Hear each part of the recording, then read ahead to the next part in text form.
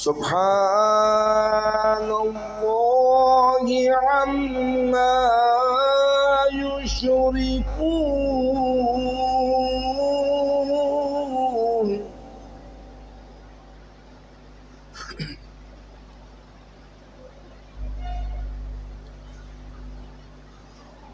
هو الله الخالق البارئ المصور له الأسماء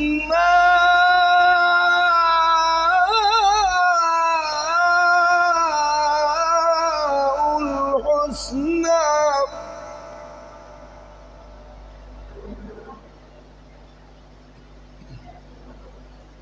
والله الخالق البارئ المصور له الأسماء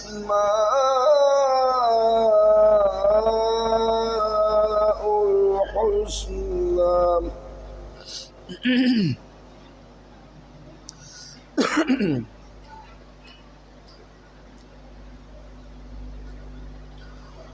والله الخالق البارئ المصور له الأسماء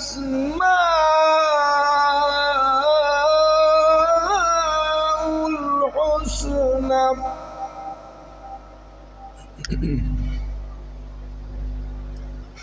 يسبح له ما في السماوات والأرض وهو العزيز الحكيم. صدق الله العلي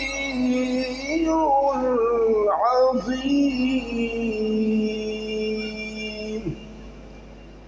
برائے عظمت سرکار مظلوم کربلا بآواز بلند تر صلوات صلی علی محمد.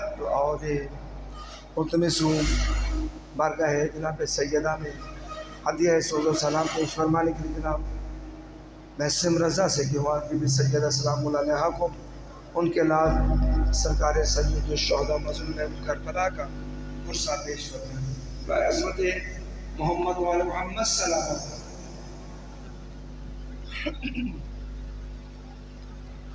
پر محمد وعلی محمد صلوات.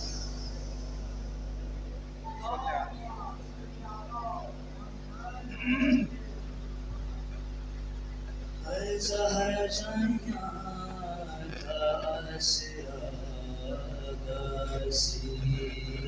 زہر جائیاں داسیا داسی.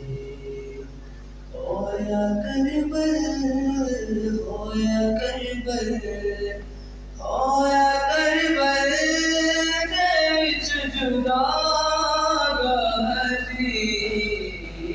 زہر جائیاں داسیا داسی. زہر جائیاں داسیا داسی. اجری دے حسین روندیے. اجری دے حسین روندیے. اجری دے حسین روندیے. اجری دے حسین روندیے. خط میرے چھڑا گزی. زہر جائیاں داسیا داسی. زہر جائیاں داسیا داسی. ایسے تو زینب دل لے گئی چادر. سر تو زینب دل لے گئی چادر. تو زینب دل لے گئی چادر. سر تو زینب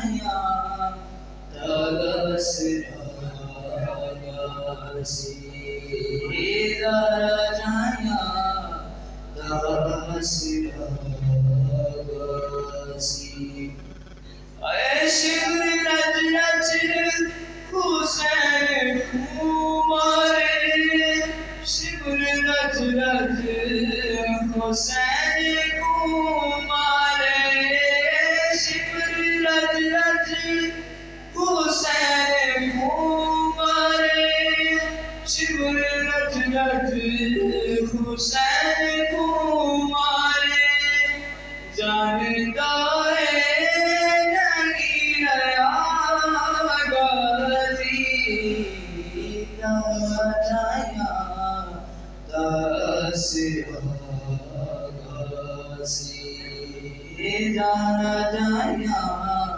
دغسرا گاسی میری چادر خدا کا پردہ ہے میری چادر خدا کا پردہ ہے میری چادر خدا کا پردہ ہے میری چادر خدا کا پردہ ہے میری چادر دی تو بقا غازی زارا جایا دغسرا گاسی اے چھ جگہ تو حسین چھوڑ آئے چھ جگہ تو حسین چھوڑ آئے چھ جگہ تو حسین چھوڑ آئے چھ جگہ تو حسین چھوڑ آئے پھر بھی پورا نہ مل سکا غازی زارا جایا دغسرا گاسی زارا جایا دغسرا گاسی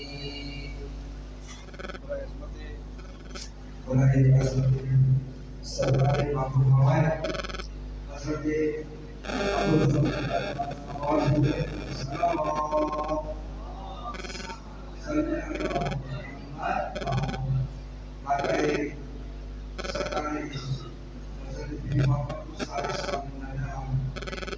ان کے نام کا غصہ پیش فرمانے کے لیے جناب شاہ سے سیدہ کو ان کے نام مظلوم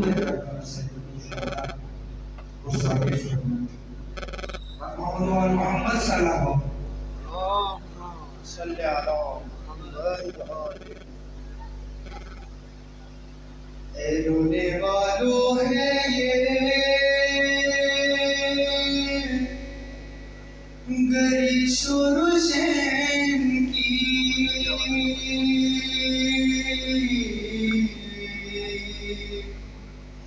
تدفین ہو رہی ہے امام حسین کی کوفے سے آئے پہنے جو سجاد بیریاں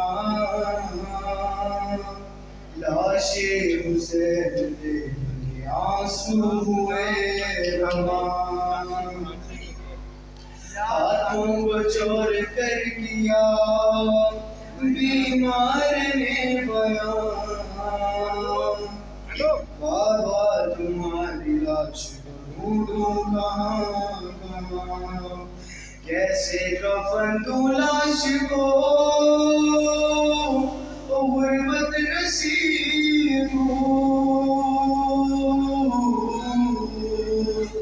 بابا میں آج ان سے زیادہ غریب ہوں رو کر بنی اسد کے کبھی بڑی سدا لاشیں سے اکٹھا کرو ذرا اترے رات میں شاہ کی بیمار کربلا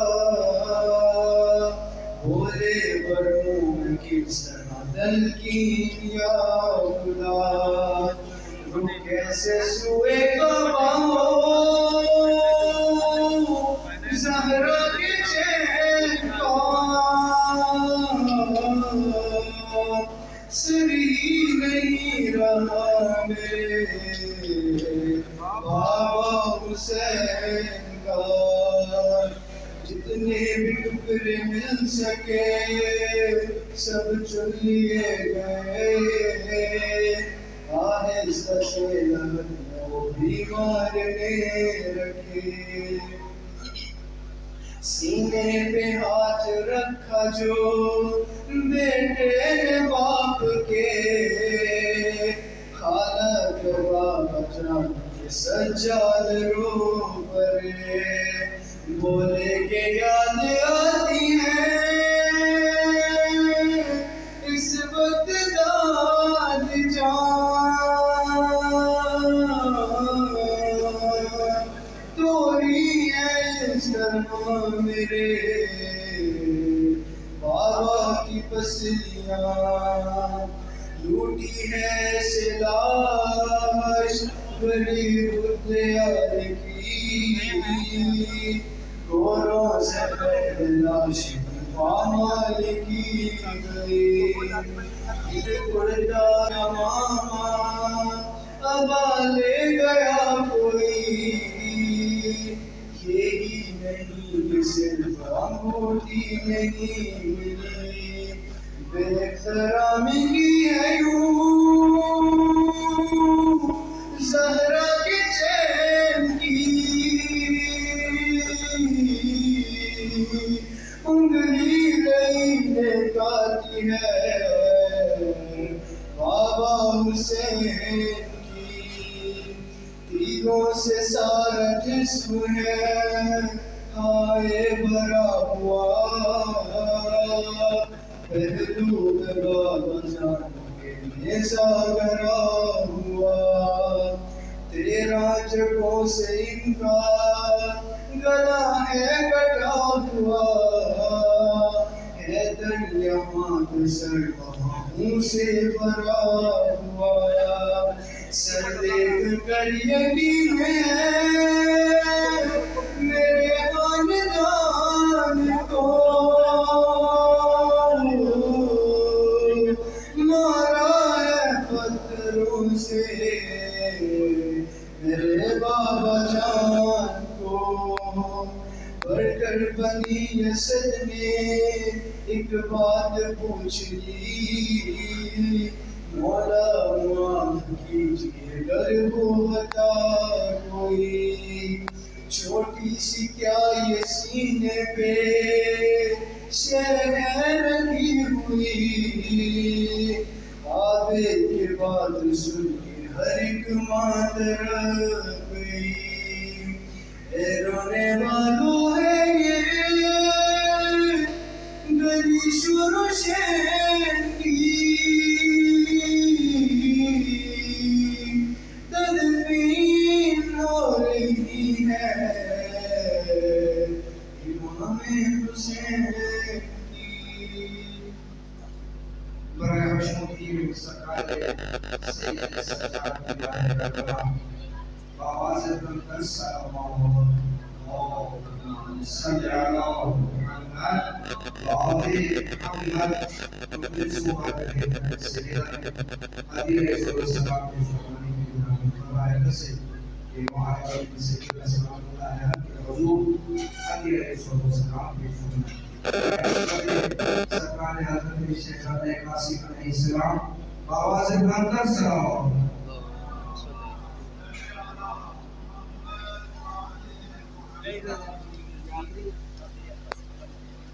محمد وعلى محمد صلوات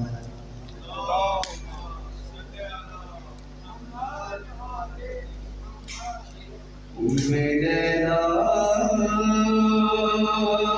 संभाल ज़ैनब को, उम्मे लैला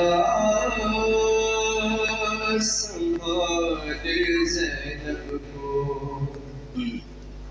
ला रहा हूँ मैं लाशाए अकबर, उम्मे लैला संभाल ज़ैनब को, ला रहा हूँ मैं लाशाए अकबर, उम्मे लैला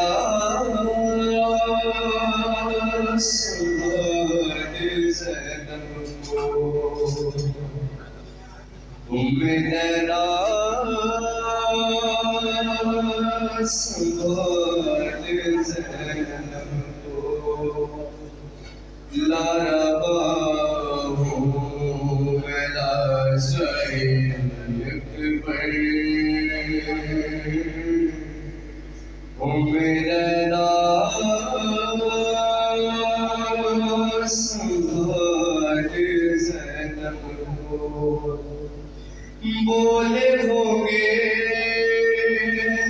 हुसैन ये रोकर, बोले होंगे हुसैन ये रोकर, उम्मे लैला संभाल ज़ैनब को, ला रहा हूँ मैं लाशाए अकबर, उम्मे लैला संभाल ज़ैनब को।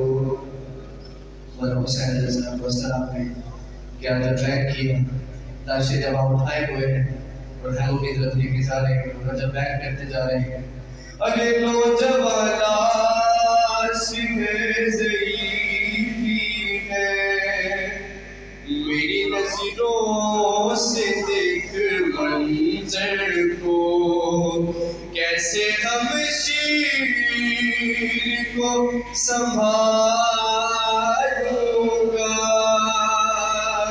मैं संभाले हुए मकबर को, तेरा एहसान होगा ये मुझ पर, उम्मे लैला संभाल ज़ैनब को, ला रहा हूँ मैं लाशाए अकबर, उम्मे लैला संभाल ज़ैनब को, अरे इसके सीने से लेके ना मेरी, मैंने बर्छी अभी निकाली है, इंतहा दे चुकी मेरी गुर्बत, अब तेरी बेकसी की बारी है, तू भी इस वक्त या गरी कह कर, उम्मे लैला संभाल ज़ैनब को, ला रहा हूँ मैं लाशाए अकबर, उम्मे लैला संभाल ज़ैनब को,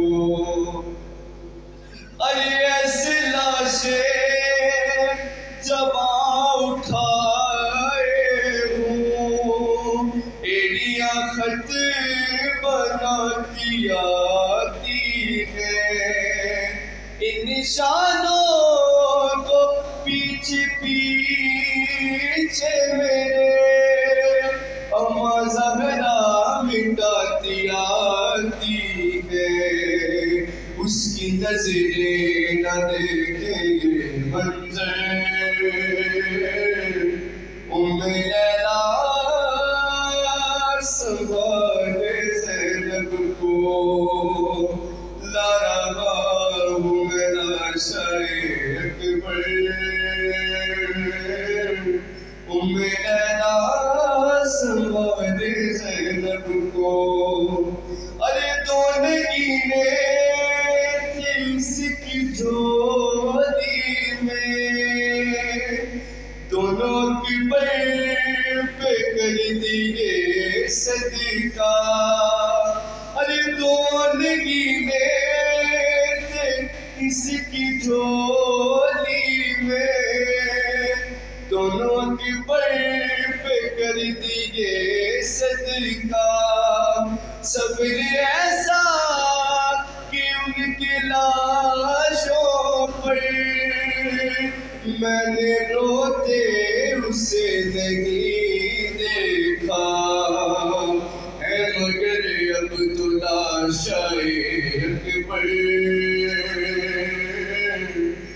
لیلا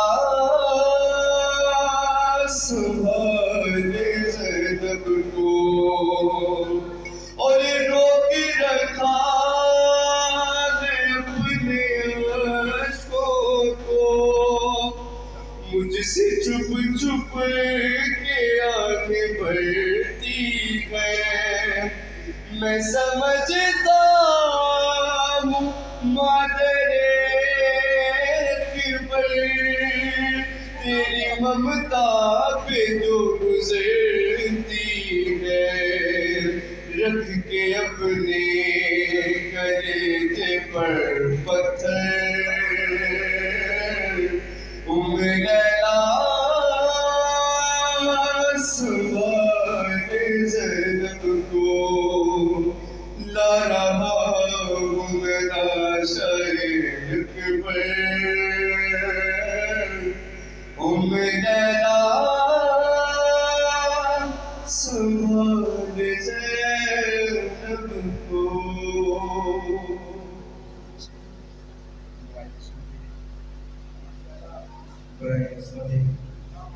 حضرت شہزادہ نے دیکھ کر عاشق کے پیغمبر کا آواز بلند کر سلام،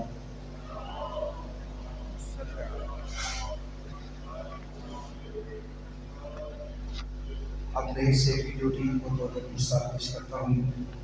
سرکار باب الحوائج شہزادہ علی اصغر کے حضور، ان کی شہادت کا غصہ ان کی دادی جناب سیدہ فاطمہ الزہرا سلام اللہ علیہا کی خدمت اقدس میں، اور بالاخص وقت کے امام حجت دورہ ولی عصر حضرت امام صاحب الزمان علیہ السلام کی خدمت اقدس میں، بعزت سرکار باب الحوائج حضرت شہزادہ علی اصغر علیہ السلام آواز بلند کر سلام،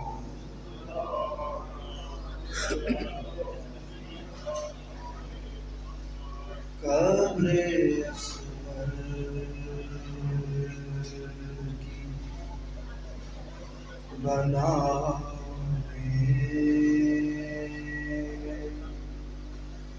بہت دیر لگی،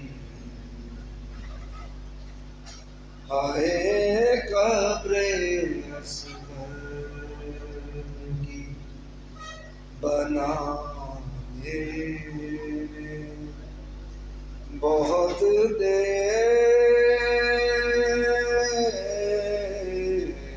لگی، اور شک و ایک جان چھپانے میں بہت دیر لگی، آئے قبر اصغر، اور کچھ قدم دور تھا بازار سے دربار، مگر کچھ قدم دور تھا بازار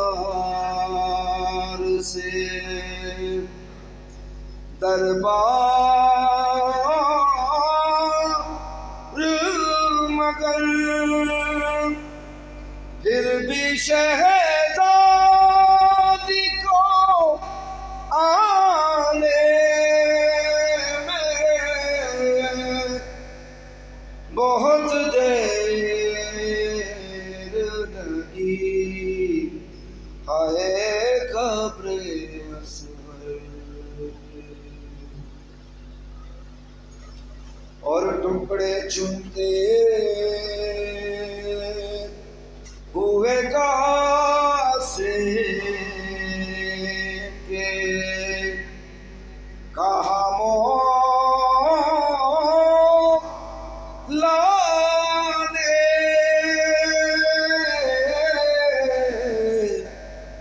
ٹکڑے چنتے ہوئے کاسے کے، کہا مولا نے کہ ہائے افسوس کے آنے میں بہت دیر لگی، ہائے قبر اصغر کی، اور شہد ہر لاش کو جلدی سے اٹھایا، لیکن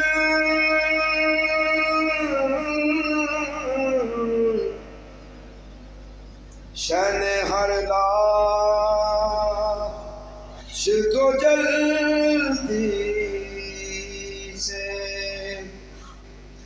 اٹھایا، لیکن لاش اکبر کی اٹھانے میں بہت دیر لگی، ہائے قبر اصغر۔ ارے کس قدر پیاس سے سوکھا تھا گلوے سرور،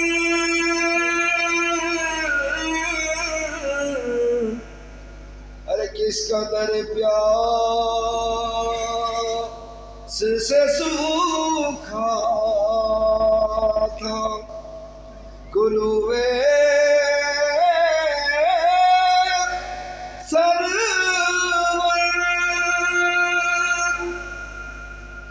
شیر کو دیگ جلانے میں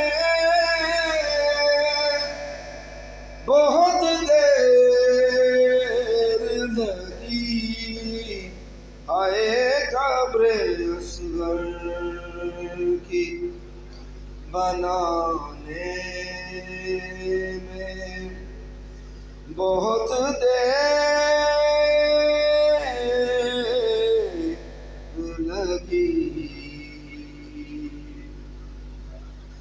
اور پوچھا سغرا نے کہ کیا گھوری سفر میں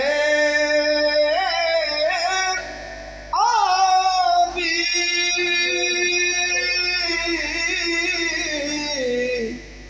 پوچھا سغرا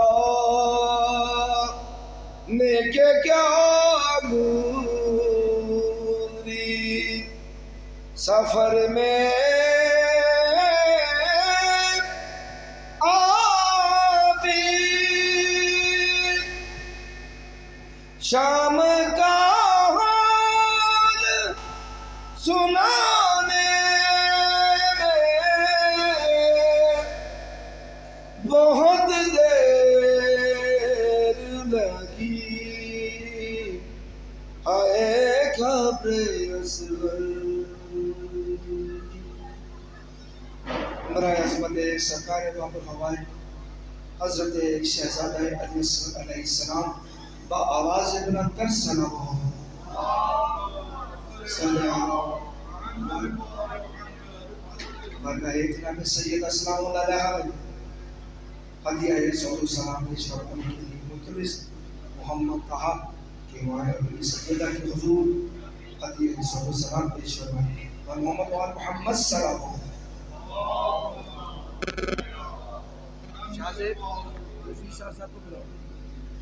راہ خشنودی مظلوم کربلا پر بلندر صلوات۔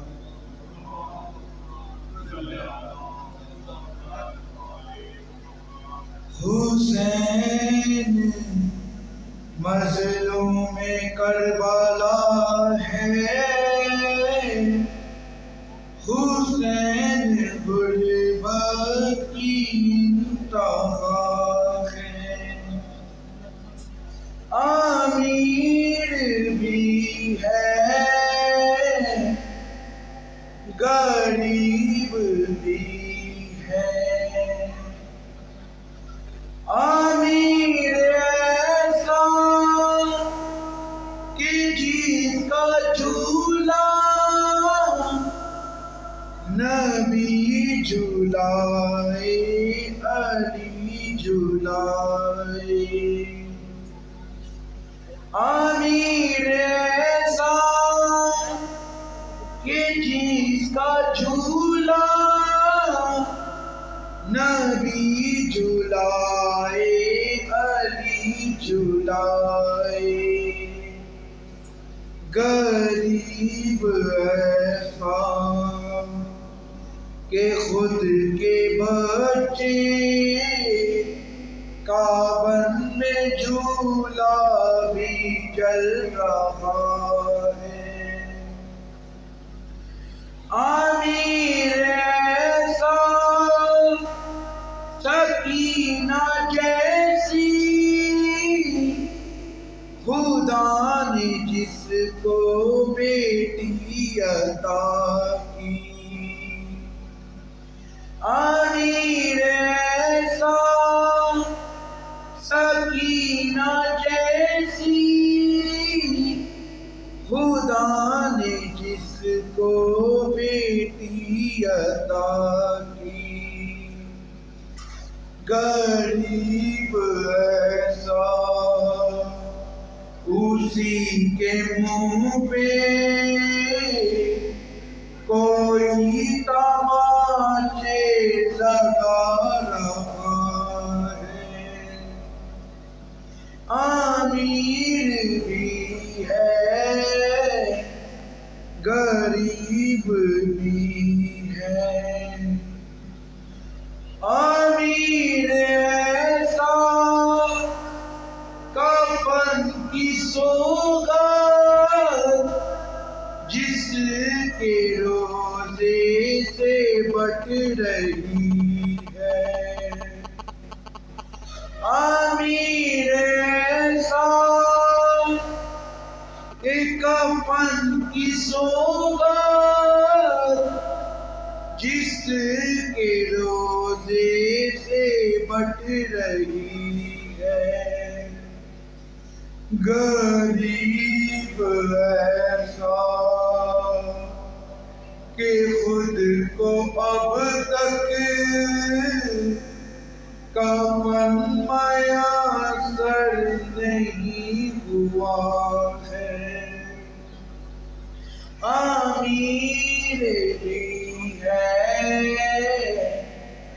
غریب بھی۔ برائے عظمت سرکار مظلوم کربلا حضرت امام روحان سرکار امام حسین علیہ السلام ترین صلی اللہ حسین نے ذکر خدا کو اعلیٰ بنا دیا، اے نام تھی کربلا اسے محلہ بنا دیا.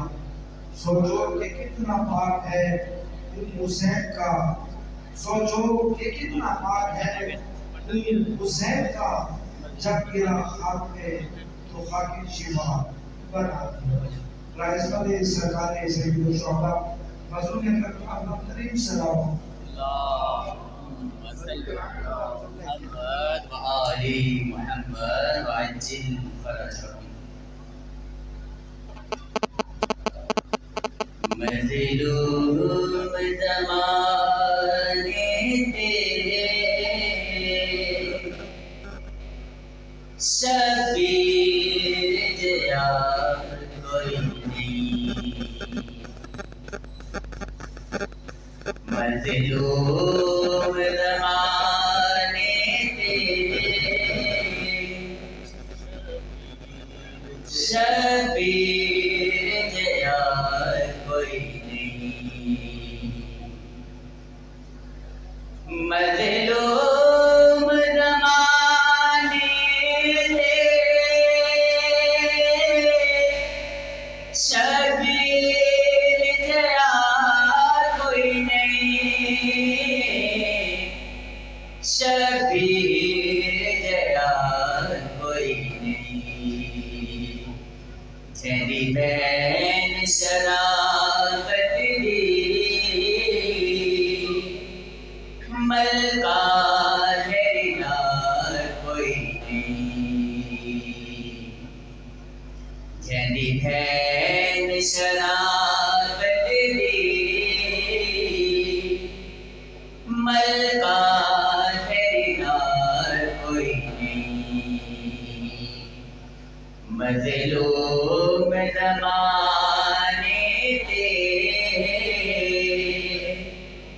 شبیر جیا کوئی نہیں. ہاتھ چوم کے گل چوما کے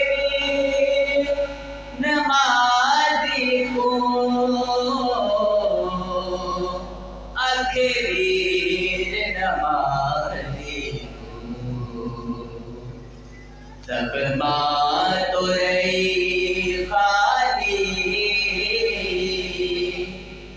ویرن تیری جان کوئی نہیں، مظلوم زمانے تیرے شبیر جیا کوئی نہیں. اس فانی جہان میں ہر چیز فنا ہونی، اس فانی جہان میں ہر چیز فنا ہونی، ہر چیز فنا ہونی. شبیر رو لئیے پل بھر نوسان کوئی نہیں، شبیر رو لئیے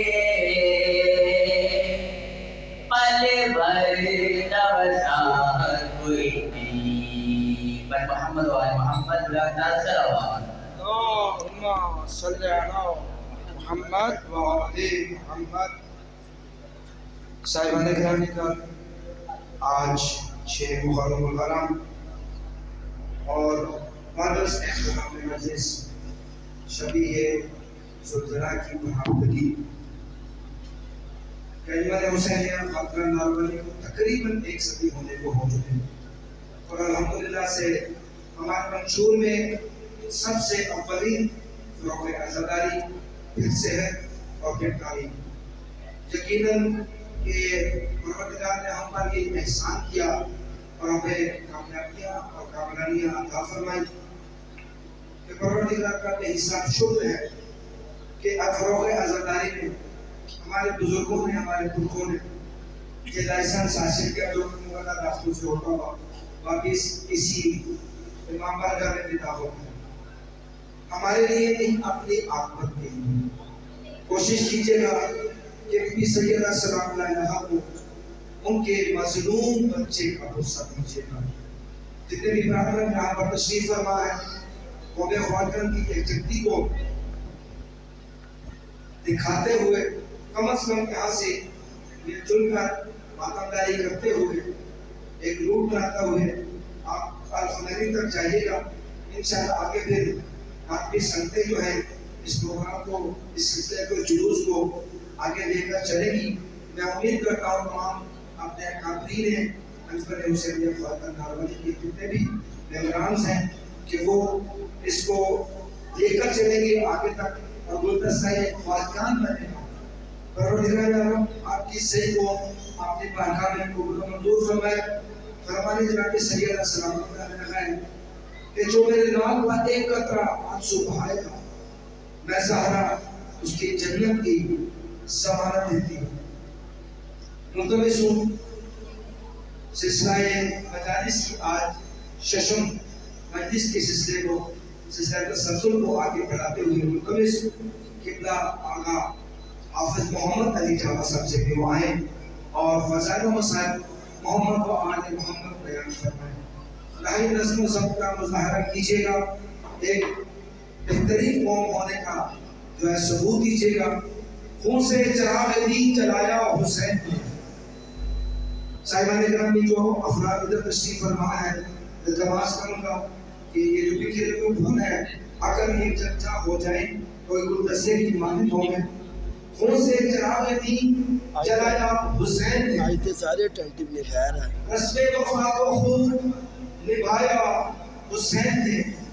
خود کو تو ایک بوند بھی پانی نہ مل سکا.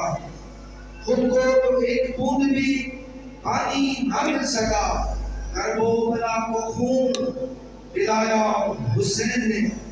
ایسی نماز کو پڑھے گا جہان میں سجدہ کیا تو سر نہ اٹھایا حسین نے. سب کچھ خدا کی راہ میں قربان کر دیا. سب کچھ خدا کی راہ میں قربان کر دیا. اصغر سا پھول بھی نہ بچایا حسین نے. عزت سرکار مظلوم کربلا سید الشہداء امام علی مقام محسن انسانیت حضرت امام حسین علیہ السلام کا آواز بلند کر سلام.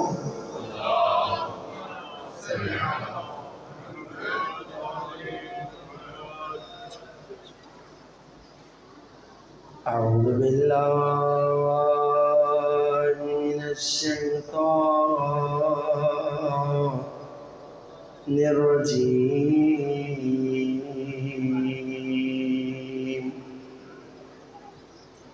بسم اللہ الرحمن الرحیم. الحمد للہ رب العالمین.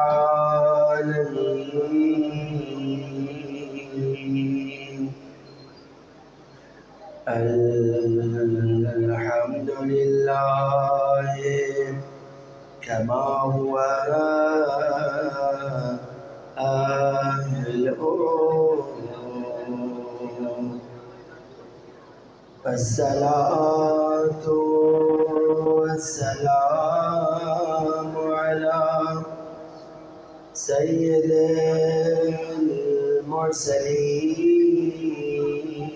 المرسلين وخاتم النبيين أبي القاسم محمد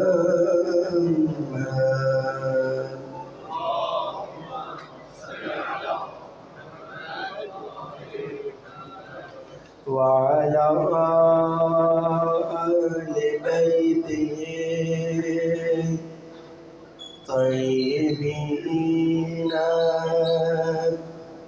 الطاهرين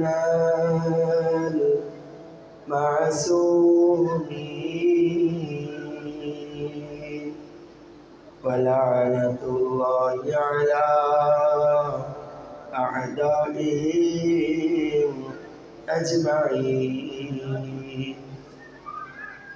اپنے اپنے اعمال کی قبولیت کے لیے بآواز بلند صلوات صلی اللہ علیہ. أما بعد فقد قال الله تبارك وتعالى في كلامه المجيد وفرقانه الحميد وقوله الحق وهو أصدق القائلين. بسم الله الرحمن الرحيم. اليوم يئس الذين كفروا من دينكم فلا تخشوهم واخشون. صلوات.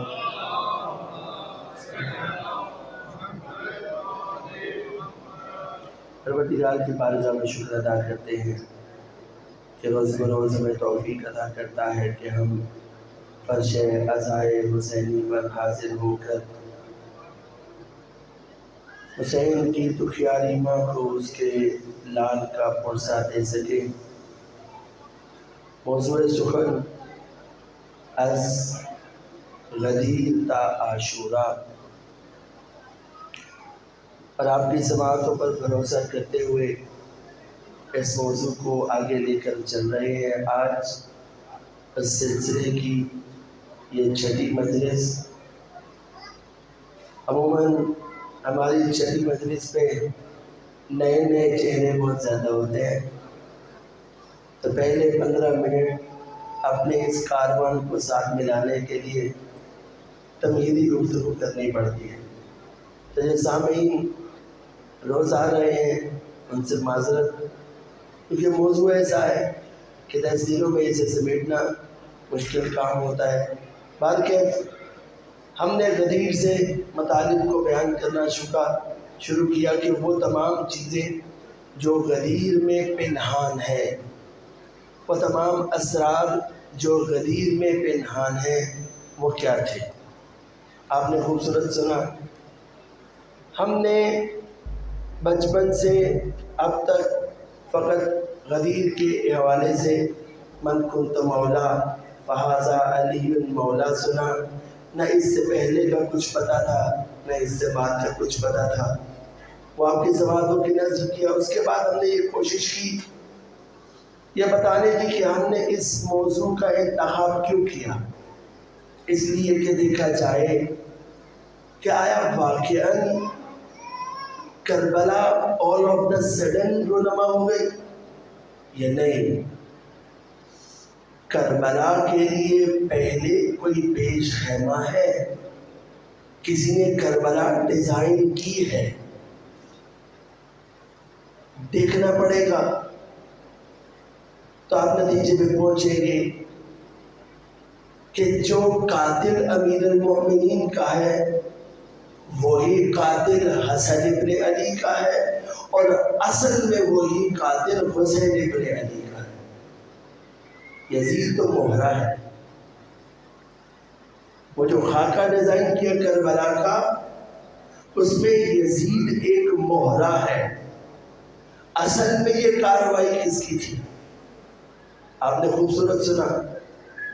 پھر ہم نے کوشش کی یہ بتانے کی کہ کیسے بعد از رحلت پیغمبر نقل حدیث پر پابندی لگا دی گئی، اور پھر یہ بیان کرنے کی کوشش کی کہ کیوں قرآن پہ پابندی نہیں لگائی، صرف حدیث پہ پابندی لگائی. قرآن کے معانی کو تروڑ مروڑ کر بیان کرنا آسان تھا، کیونکہ قرآن فوراً سمجھ میں نہیں آتا. بہت سارے معانی، جیسے مثال کے طور پر لفظ مولا کے معنی کو بدل دیا. حدیث تو نہیں بدل سکتے، قرآن نہیں بدلا جا سکتا تھا، یہ اساس تھی مسلمانوں کی. لہذا کیا کیا؟ قرآن کے معنی اور مفاہیم کو تروڑ مروڑ کر بیان کیا. ایک دن حبر الامہ ابن عباس تشریف فرما تھے اور اصحاب کے جلبٹ میں تھے. قرآن کی تلاوت کر رہے تھے کہ حاکم شام تشریف لائے اور کہا کہ اے ابن عباس، یہ آپ کیا کر رہے ہیں؟ آپ نے نہیں سنا کہ میں نے نقل حدیث پر پابندی لگا دی ہے؟ کہا آپ نے نقل حدیث پر پابندی لگائی لیکن آپ نے نہیں سنا، میں تو قرآن پڑھ رہا ہوں۔ کہا اچھا قرآن پڑھتے رہو، قرآن پڑھنے پر کوئی اعتراض نہیں، لیکن یاد رکھنا قرآن کے معنی اور مفاہیم نہ بتانا، اس تفسیر کو صرف بنو ہاشم تک خاص رکھنا۔ اگر تم نے تفسیر بیان کرنا شروع کی تو تمہارے قرآن پڑھانے اور پڑھنے پر بھی پابندی لگا دی جائے گی۔ یہ ابن عباس سے اور ایک طویل مکالمہ پھر ہوا، اس نے کہا کہ قرآن کی کوئی ایسی آیت کہ جس میں علی ابن ابی طالب کا ذکر نہ ہو سناؤ۔ کہا قرآن میں کوئی ایسی آیت ہے ہی نہیں جس میں علی کا ذکر نہ ہو۔ قرآن قصیدہ امیر المومنین ہے، تم کوئی آیت سناؤ میں تمہیں بتاؤں اس میں سے علی کہاں سے نکلے گا۔ کہا اچھا ثم لتسألن یومئذ عن النعیم، کیا مطلب ہے اس کا؟ کہا بڑی سادی سی بات ہے، پروردگار روز محشر نعمتوں کے بارے میں سوال کرے گا۔ کہا یا علی کہاں پر آ گیا؟ کہا تم نے سمجھا ہی نہیں۔ کہا پھر سمجھا دے۔ کہا یہ بتا، اور سیم یہی بات آپ کو ایک اور امام سے بھی مل جائے گی۔ کہا پھر تو سمجھا دے۔ کہا یہ بتا تیرے گھر میں کوئی مہمان آئے تو اس مہمان کے استقبال کیسے کرے گا؟ کہا اپنے شایان شان جس حیثیت کا میں مالک ہوں اس کے سامنے دسترخوان بچھاؤں گا، پروردگار کی نعمتیں رکھوں گا۔ کہا اچھا اگر کوئی مہمان بہت خاص ہو تو کہا خاص دسترخوان بچھاؤں گا، اپنی بساط سے پڑھ کر اس کا استقبال کروں گا، سفرہ بچھاؤں گا، اس پر پروردگار کی نعمتیں رکھوں گا۔ کہا اچھا اس مہمان نے تیرے دسترخوان سے ساری نعمتیں کھا لی، اب یہ جا رہا ہے تو کیا کرے گا؟ کہا جاتے ہوئے اپنی بساط کے مطابق اسے تحفے دے کر بھیجوں گا۔ کہا اچھا یہ بتا اگر یہ مہمان تجھے کسی دن بازار میں مل جائے اور تو اسے بتائے کہ میں نے تجھے اپنے دسترخوان پہ قورمہ بھی کھلایا تھا، میں نے تجھے اپنے دسترخوان پہ لاہوری بریانی بھی کھلائی تھی، میں نے اپنے دسترخوان پہ تجھے فروٹ بھی کھلایا تھا، اس کے بعد آئس کریم بھی کھلائی تھی، یہ بتا تیرا مہمان تیرے بارے میں کیا گمان کرے گا؟ کہا مہمان سمجھے گا کہ میں کمزور ہوں اور انتہائی کمزور آدمی ہوں۔ کہا یہ بتا پھر پروردگار کے بارے میں کیا خیال ہے؟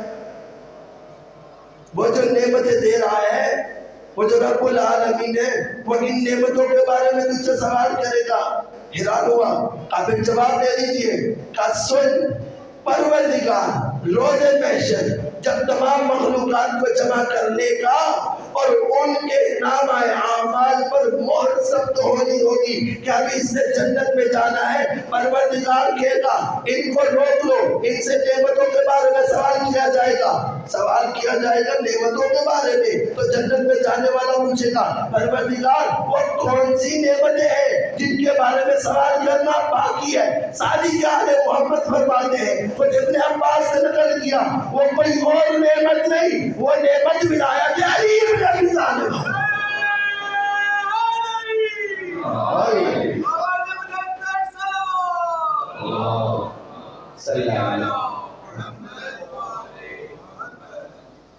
پھر یہ آیات پوچھتا رہا اور ابن عباس ان آیات سے نکال کے علی دکھاتے تھے۔ کہا ابن عباس تیرا مقابلہ نہیں کیا جا سکتا، وہاں سے چل پڑا۔ پھر اس کے بعد میں نے آپ کو وہ شخصیات گنوائیں کہ کیسے یزید کی خلافت کے لیے چن چن کے شخصیات کو مارا گیا۔ امام نسائی جیسی شخصیت، سنن نسائی 6 کتابیں جو اہل تسنن کے ہاں قرآن کے بعد درجہ رکھتی ہے، اس میں سے ایک کتاب سنن نسائی ہے، اور امام نسائی کو اس طرح بے دردی سے قتل کر دیا گیا۔ گناہ کیا تھا کہ انہوں نے شام کے ممبر پر بیٹھ کر علی ابن ابی طالب کے بارے میں 180 احادیث سنائی تھی۔ پھر ان سے اس کے بعد کہا گیا کہ ایک حدیث حاکم شام کے بارے میں سنا دیجئے۔ انہوں نے کہا کہ حاکم شام کے بارے میں اللہ کے رسول نے کچھ نہیں فرمایا، اور اس کے بعد کچھ سوچنے کے بعد ایک جملہ بولا کہ ہاں اللہ کے رسول کو یہ کہتے پایا گیا تھا، اللہم لا تشفع بدنہ، پروردگار اس کے بدن کو کبھی سیراب نہ کرے۔ جیسے ہی یہ بات سنائی لوگوں نے نیچے اتارا، جو مار سکتا تھا۔ اتنی پٹائی گئی امام نسائی کی کہ ان کی پسلیاں ٹوٹ گئی اور انہیں اونٹ پر بٹھا کر روانہ کیا گیا۔ جیسے ہی مدینہ پہنچے تو یہ شہید ہو گئے۔ اس کے بعد ہم نے وہ تمام ہستیاں آپ کو بتائیں کہ وہ کون سی ہرڈلز تھیں کہ جنہیں یہ کربلا کا خاکہ بنانے والا اپنی بیٹے کی راہ سے ہٹاتا چلا جا رہا تھا۔ تو سب سے پہلی شخصیت حسن مجتبیٰ کی تھی۔ کیوں؟ مولا نے مقام صحابات پر وہ صلح کی شرائط لکھی کہ یہ حاکم شام کے گلے کی ہڈی بن گئی تھی۔ ان شرائط میں ایک شرط یہ تھی کہ تو اپنے بعد اپنے بیٹے کو اپنا ولی عہد نامزد نہیں کرے گا۔ اگر میں زندہ رہا تو زمام حکومت میرے پاس، اور اگر میں زندہ نہ رہا تو میرا بھیا حسین زمام حکومت اس کے پاس جائیں گے۔ دوسری شرط یہ تھی کہ اب کے بعد تو قرآن اور سنت پر عمل کرے گا۔ یہ شرط نہیں تھی، بہت بڑا تماچا تھا۔ مولا بتانا چاہتے تھے کہ مسلمانوں کی طرف پر جو بیٹھا ہوا ہے یہ قرآن اور سنت کے مطابق نہ فیصلے کرتا ہے نہ عمل کرتا ہے۔ اس کے بعد کیا کہا؟ سن، وہ جو سب کو شتم کروایا جا رہا ہے، میرے باپ علی کو گالیاں نکلوائی جا رہی ہے، انہیں بند کروایا جائے۔ آج اگر کوئی یہ نعرہ لگاتا ہے کہ علی اور فلاں بھائی اسے جا کر حسن ابن علی کا یہ صلح نامہ پڑھنا چاہیے۔ کیا کبھی بھائی کو گالی نکال سکتا ہے؟ اگر نہیں نکال سکتا تو نعرہ بدلنے کی ضرورت ہے۔ اور پھر دیکھیے چوتھی شرط کیا رکھی؟ کہ سن، یہ جو ہمارے عہد چاہنے والے ہیں، یہ جو عاشقان اہل بیت ہیں، ان کے کچھ وظیفے بیت المال سے لگے ہوئے ہیں، انہیں بند نہ کرنا، انہیں پریشان نہ کرنا۔ نوٹ تو کریں، غور تو کریں، تفحص تو کریں، تفکر تو کریں۔ اہل بیت اپنے عزاداروں سے کتنا پیار کرتے ہیں، اہل بیت اپنے عاشقان سے کتنا پیار کرتے ہیں۔ یہاں صلح نامہ لکھا جا رہا ہے اور حسن ابن علی اپنے چاہنے والوں کو ڈھونڈ نہیں رہے۔ یہی کام حسین ابن علی نے کیا۔ جب زمین کربلا کو خریدا بنی اسد سے تو کہا بنی اسد والوں سنو، کل میں شہید ہو جاؤں گا، یہاں میری قبر بنے گی، اس کے بعد میرا روزہ بنے گا، پھر میرا عزادار آئے گا۔ 3 دن تک انہیں مہمان رکھنا، 3 دن تک انہیں کھانا کھلانا۔ کتنا پیار کرتے ہیں اپنے چاہنے والوں سے، ہر جگہ پر آپ کو یاد کرتے ہیں۔ اور انشاءاللہ آج آپ سنیں گے کہ وقت آخر حسین نے بھی آپ کو یاد کیا اور سلام بھیجا اپنے عزاداروں کو۔ اہل بیت ہم سے کتنا پیار کرتے ہیں، سوچنے کا موقع ہے نا کہ کیا ہم بھی اہل بیت سے ایسے ہی پیار کرتے ہیں؟ ہم بھی ایسے ہی انہیں یاد رکھتے ہیں یا ہم زمانے کی رنگینیوں میں گم ہو جاتے ہیں؟ آگے چلیے، پہلے خلیفہ مسلمانوں کے، ان کی بیٹی اور دونوں بیٹوں کو قتل کروا دیا، اور آج تک نہ ان کی بیٹی کی قبر ملتی ہے اور نہ ایک بیٹے محمد بن ابی بکر کی قبر ملتی ہے۔ دوسرے خلیفہ عبداللہ بن عمر کیا کیا؟ 1 لاکھ دینار لیے اور بک گئے، مان گئے کہ ہاں تیرے بعد خلیفہ یزید ہوگا۔ یہ کیا ہو رہا ہے؟ یزید کے جانشینی کی تیاری ہو رہی ہے۔ جو اس کے تخت میں حائل رکاوٹیں سامنے نظر آ رہی ہیں، چن چن کے انہیں مارا جا رہا ہے۔ دوسری بڑی شخصیت مسلمانوں کی امی عائشہ ام المؤمنین کیا کیا؟ مروا دیا۔ کس لیے؟ انہوں نے مخالفت کی تھی۔ شرم نہیں آتی؟ رسول خدا کی مسجد پر اسے بٹھائے گا جو شرابی ہے، کبابی ہے اور زانی ہے، بندروں کے ساتھ کھیلتا ہے۔ اس سے دیکھا کہ ام المؤمنین عائشہ میرے بیٹے کی حق میں نہیں ہے، قتل کروا دیا۔ یہ ساری شخصیات آپ نے سنی۔ تیسرے خلیفہ کا بیٹا سعید بن عثمان بن عفان جو خراسان کا والی تھا، جب پتا چلا کہ یزید کو خلیفہ نامزد کیا جا رہا ہے، چلا آیا شام میں اور آ کر کہا یہ کیا کر رہے ہو؟ میرے باپ کے نام پر تم نے حکومت بنائی، اب اپنے بیٹے کو نامزد کر کے جا رہے ہو؟ میں تیرے بیٹے سے افضل ہوں، میری ماں تیرے بیٹے کی ماں سے افضل ہے، میرا باپ تیرے بیٹے کے باپ سے افضل ہے۔ کہا سنو، تم نے کہا کہ تمہاری ماں یزید کی ماں سے افضل ہے، میں مان لیتا ہوں، ٹھیک ہے، یزید کی ماں ایک یہودی عورت ہے اور تیری ماں نائلہ ہے جس کا بہت بڑا مقام ہے۔ تو نے کہا تیرا باپ بلند ہے، صحیح ہے، میرا اور عثمان ابن عفان کا کوئی مقابلہ نہیں، وہ جلیل القدر صحابی تھے، مسلمانوں کے خلیفہ رہے۔ جہاں تک تیری بات ہے تو سن، اس روئے زمین پر میں یزید سے افضل کسی کو نہیں سمجھتا۔ کہا اچھا یہ بات ہے تو میری زندگی میں بھی تو جانشین بنا کر دکھا۔ یہاں سے اس کو روانہ کیا، جب روانہ ہوا پیچھے 50 آدمی بھیجے، کیونکہ گورنر تھا، اکیلا تو نہیں آیا تھا، یہ بھی لاؤ لشکر کے ساتھ آیا تھا۔ 50 آدمی پیچھے بھیجے اور اس کو قتل کروا دیا گیا۔ ان 50 کے پیچھے 100 آدمی بھیجے جنہوں نے ان 50 کا کام تمام کر دیا۔ یہ کیا چل رہا ہے؟ یہ کیا ہو رہا ہے؟ یہ فقط اور فقط ایک کام ہو رہا ہے، یزید کی تخت کے لیے راہ کو ہموار کیا جا رہا ہے۔ اس راہ میں آنے والا ہر شخص چاہے وہ کوئی بھی ہو اسے جان سے مار دیا جائے گا۔ آج میں نے جس شخصیت سے متعلق بات کرنی ہے وہ ہے حسن ابن علی۔ اور شخصیت دوسرا امام، کتنا غریب امام ہے جانتے ہیں؟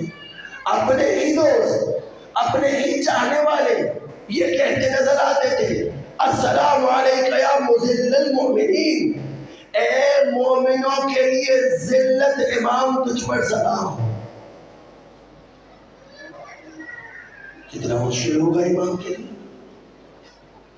اور پھر مؤرخین نے لکھا کہ یہ طے کرنا مشکل ہے کہ کون زیادہ مظلوم ہے، حسن ابن علی یا حسین ابن علی۔ کا کیوں؟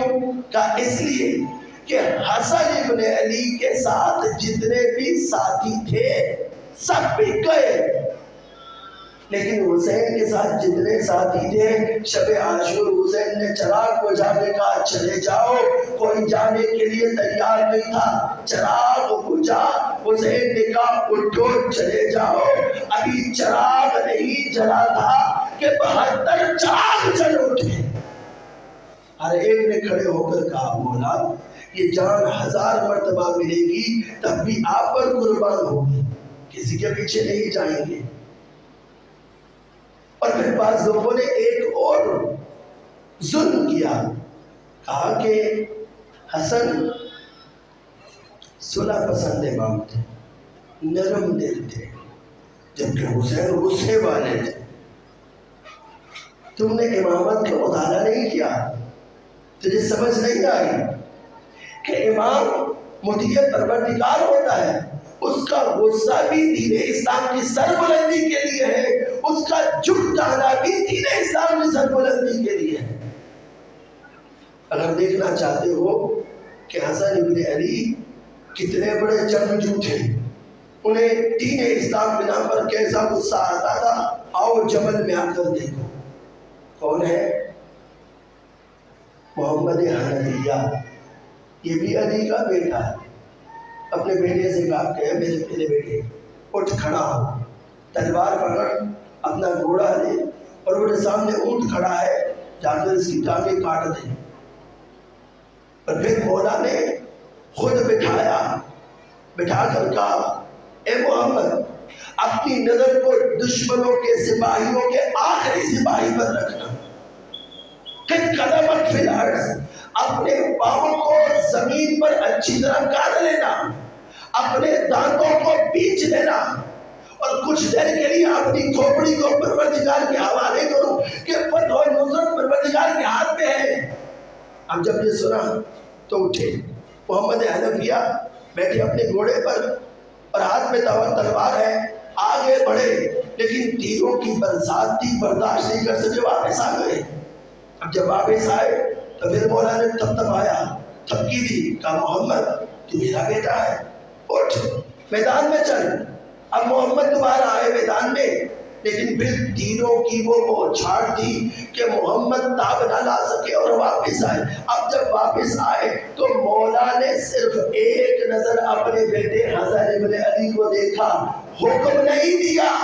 حسن ابن علی اپنے گھوڑے پر سوار ہوئے، قبل اس کے کہ دشمن تیروں کو اپنی کمان میں لگاتا، حسن نے آگے بڑھ کے اونٹ کے پاؤں کاٹے اور واپس آ گئے۔ جب واپس آئے تو امیر المومنین کے چہرے پر مسکراہٹ تھی، لیکن محمد کو دیکھا تو کیا کر رہے ہیں؟ زمین پر اپنے ہاتھ سے ٹچ کھیلتے چلے جا رہے ہیں۔ کہا محمد کیا ہو گیا، کیوں پریشان ہو رہا ہے؟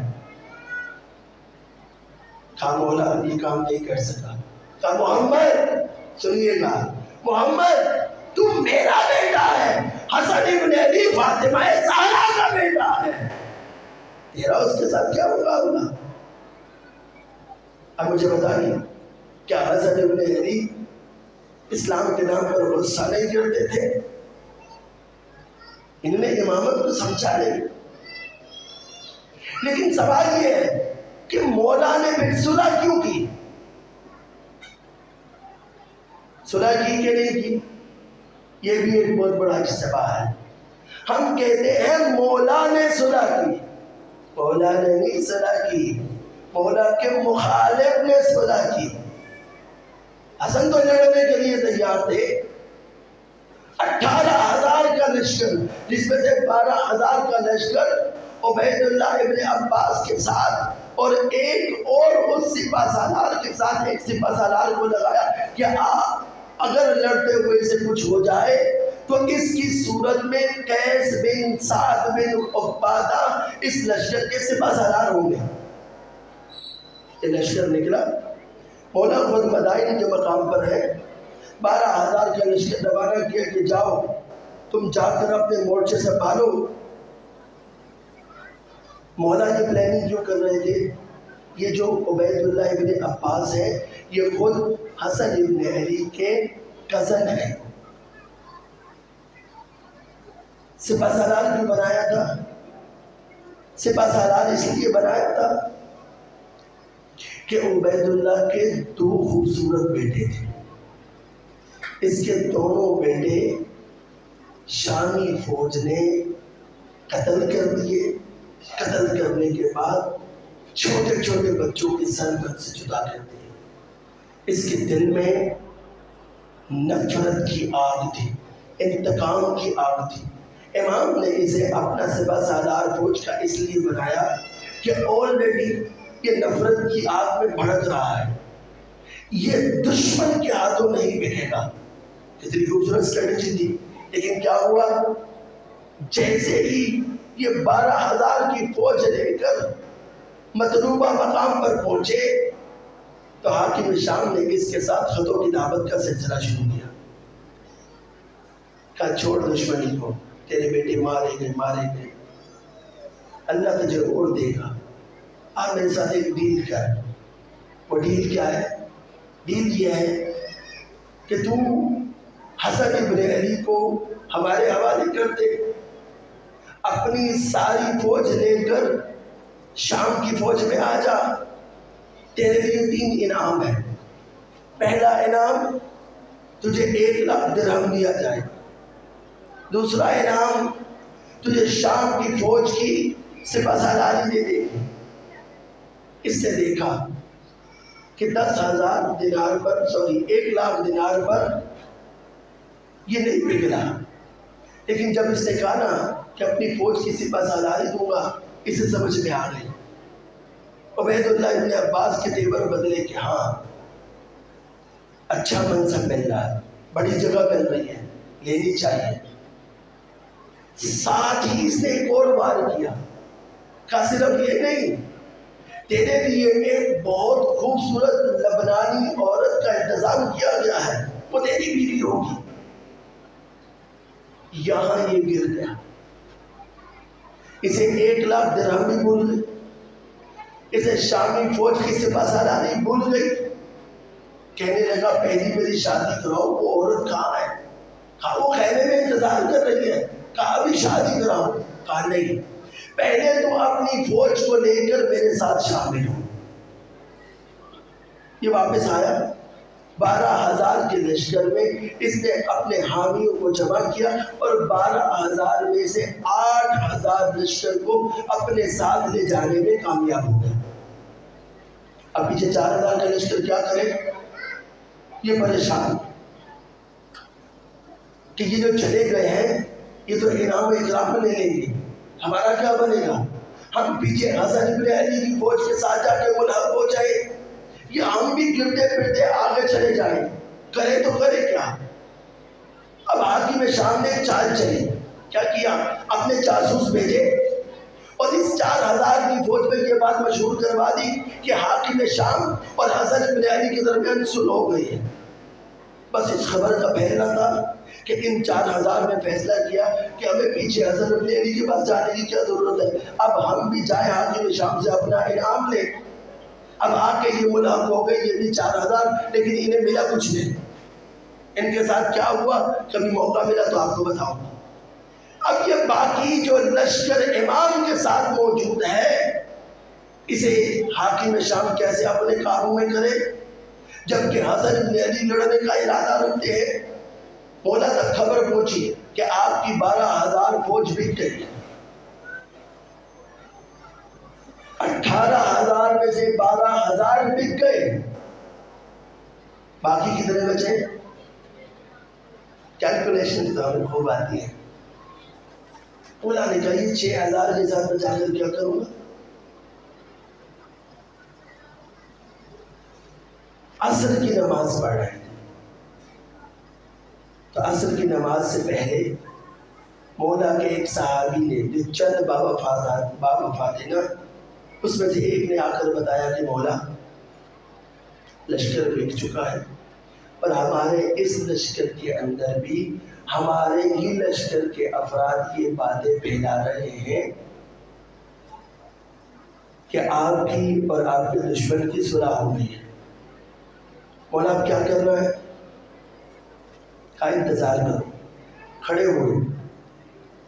اچھا اس سے پہلے کہ نماز پڑھ دے مولا کے صحابی نے وہ خط دکھائے جو 2 دنوں میں مولا کے اپنے قریبی لوگوں نے خط لکھ کر حاکم شام سے یہ کہا تھا کہ 12,000 فوج کا تو نے بڑا اچھا استقبال کیا ہے، ہم بھی تیری فوج میں آنا چاہتے ہیں. ایک بات بتا، ہم حسن ابن علی کو زندہ تیرے حوالے کریں یا ٹکڑے ٹکڑے کر کے حوالے کریں؟ یہ خط مولا تک پہنچ گیا، اپنی آنکھوں سے پڑھا. یہیں پر رکیے گا، ایک منظر اور ہے. چونکہ حسن ابن علی اپنے بابا کے ساتھ کوفہ میں رہے تھے، کوفہ کو امیر المومنین نے پائے-تخت قرار دیا تھا، تو کوفہ کے بہت سارے لوگ اور عراق کے بہت سارے لوگ اہل بیت سے محبت کرتے تھے. میں یہ موضوع بیان کر کے جا چکا ہوں پچھلے دنوں میں کہ پھر وہاں پر لوگوں نے ظلم کیسے کیا، وہ کون سے لوگ تھے. یہ لوگ حسن ابن علی سے کہتے تھے کہ مولا اب جنگ و جدل سے گریز کریں، آپ کا دشمن اتنا بھی برا نہیں ہے جتنا آپ سمجھتے ہیں. اسی اثنا میں جب حاکم شام کو یہ پتا چلا کہ حسن ابن علی کے پاس وہ لوگ بھی ہیں جو انہیں صلح کا مشورہ دیتے ہیں، تو کیوں نہ یہ جال میں پھینکوں. اس نے صلح کا جال پھینکا. مولا نے کوئی رد و بدل نہیں کی، فوراً صلح کو قبول کیا. اس نے اپنے دستخط کر کے کاغذ حسن ابن علی کے پاس بھیجا اور کہا جو شرائط آپ رکھنا چاہتے ہیں رکھیں. یہ شرائط میں نے مجلس کی ابتدا میں آپ کو سنا دی. مقام صحابات پر یہ شرائط طے پائی. بس میں نے اپنی جو تمہید کی مکمل کر دی، نتیجے کی طرف آ رہا ہوں. مقام صحابات پر یہ شرائط طے پا گئی. وہیں پر حاکم شام نے اپنی فوج کو جمع کر کے اس صلح نامہ کو ہاتھ میں پکڑ کے لوگوں کو دکھایا کہ دیکھو حسن ابن علی نے مجھ سے صلح کر رہی ہے، لیکن میں صرف حکومت چاہتا تھا، میرا حسن سے صلح کا کوئی پروگرام نہیں تھا۔ میں نے حسن کو اپنے جال میں گھسیٹنے کی کوشش کی اور وہ میرے جال میں آ گئے، میرے چنگل میں آ گئے۔ یہ صلح نامہ ہے، ساری فوج کے سامنے اہل عراق موجود تھے، کوفہ والے موجود تھے۔ اس نے حسن ابن علی کے ہاتھ کی لکھی ہوئی شرائط کو پڑھا اور اپنے جوتے کی نوک پر رکھ کر اوپر جوتا رکھ کر کہا کہ خدا کی قسم میں صرف اور صرف خلافت حاصل کرنا چاہتا تھا، اس کے علاوہ میرا کوئی مقصد نہیں تھا۔ میں اس مقصد میں کامیاب ہو گیا اور حسن ابن علی کو میں نے ہرا دیا۔ جب یہ جملہ سنانا تو اس وقت اہل عراق اور کوفہ والے حیران ہوئے، ششدر ہوئے، منہ میں اپنی انگلیاں رکھ کر مولا کے پاس آ گئے۔ مولا آپ جو کہہ رہے تھے بالکل صحیح تھا، یہ دشمن اس قابل 2 دفعہ مولا اس سے ملاقات کے لیے گئے۔ اب جب دیکھا نا کہ حسن ابن علی ایسے ہاتھ میں نہیں آتے، تو تیسری مجلس اگر آپ کو یاد ہو، اس سے میں نے آپ کو بتایا تھا کہ اشعث بن قیس کندی کو اس نے بلایا، جو کہ جودہ بنت اشعث اسی کی بیٹی ہے۔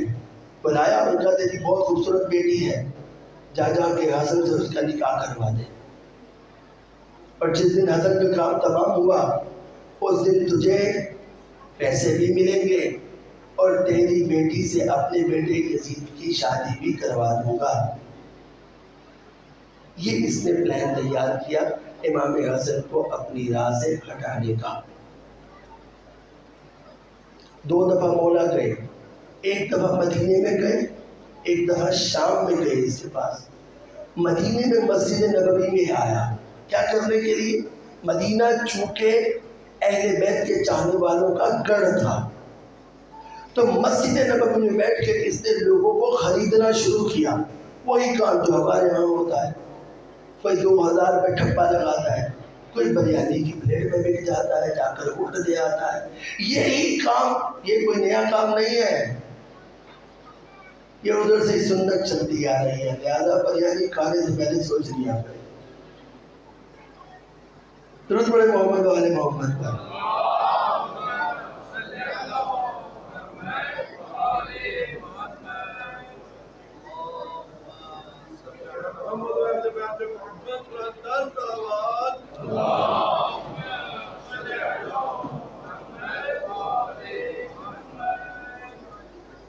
اس نے تمام لوگوں کو بلایا مدینہ میں اپنے پاس اور ہر ایک کو تحفے دینے شروع کیے اور یزید کی ولی عہدی کے لیے قائل کرنا شروع کیا، لوگوں کو مال دینا شروع کیا، جس نے جو مانگا جس طرح کا مانگا اسے عطا کرتا رہا۔ صبح آیا تھا مسجد نبوی میں، شام تک بیٹھا رہا۔ کیوں بیٹھا رہا؟ اس نے حسن ابن علی کو بھی بلایا تھا کہ مولا آپ بھی تشریف لائیے گا۔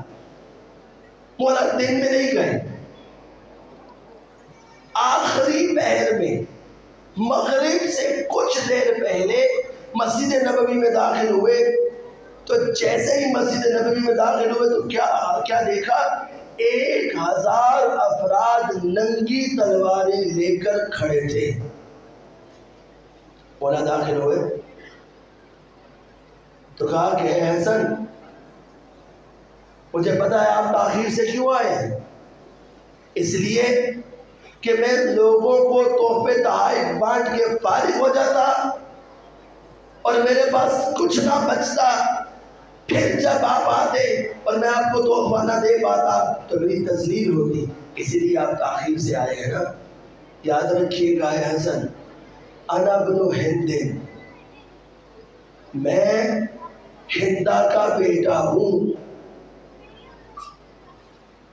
بتائیے جواب میں اگر مولا جواب دینا چاہتے، وہ جو فاطمہ کا لال ہے جس کا حسب و نسب اتنا بلند ہے، اس کے لیے جواب دینا مشکل تھا؟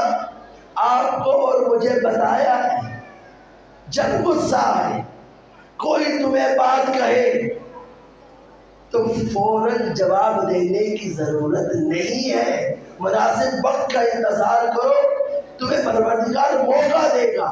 اس موقع پر جب تم دشمن پہ وار کرو گے تو وہ ایسا کاری وار ہوگا کہ دشمن اس کو بھول نہیں پائے گا۔ مولا کچھ نہیں بولے، بیٹھ گئے۔ اس نے یزید کی ولی عہدی کے حوالے سے بات کی، مولا نے قبول نہیں کی، اٹھ کے جانے لگے تو اس نے کہا کہ ٹھہر جائیے، اپنے غلام سے کہا جا، دن میں جتنے تو نے تحائف تمام لوگوں کو دیے ہیں اس برابر مقدار کو ڈبل کر لے اور لا کے حسن کے قدموں میں رکھ دے۔ غلام اٹھا، جا کر تحفے تحائف لا کر حسن ابن علی کے قدموں میں رکھ دیے۔ اب جب قدموں میں رکھے، مولا اپنی جگہ سے اٹھے، جیسے ہی اٹھے پاس ایک غلام کھڑا تھا جو مولا کی شخصیت سے بڑا متاثر ہو چکا تھا۔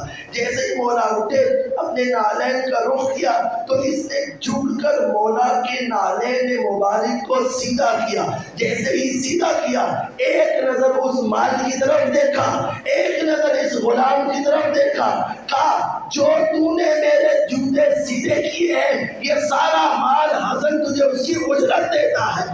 اب رخ کیا حاکم شام کی طرف، کہا سن انا بن فاطمہ الزہرا، میں فاطمہ زہرا کا بیٹا ہوں۔